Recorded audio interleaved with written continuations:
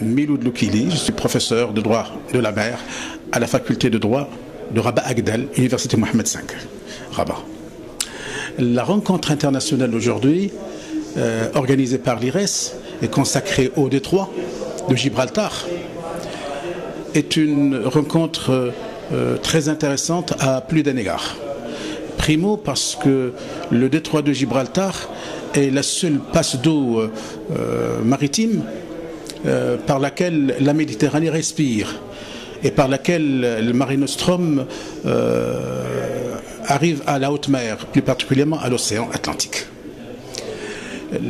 Deuxième considération, c'est que le détroit de Gibraltar est considéré comme étant la veine jugulaire de cette mer Méditerranée qui est véritablement un laboratoire de crise, un champ de culture des tensions.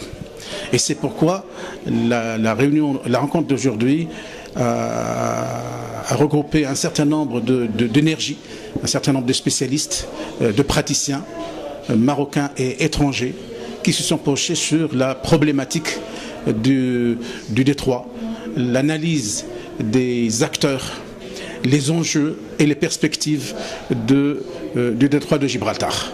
Le Maroc, pays maritime par excellence, puissance bi-océane, puisque le Maroc donne jour sur la Méditerranée et sur l'Atlantique.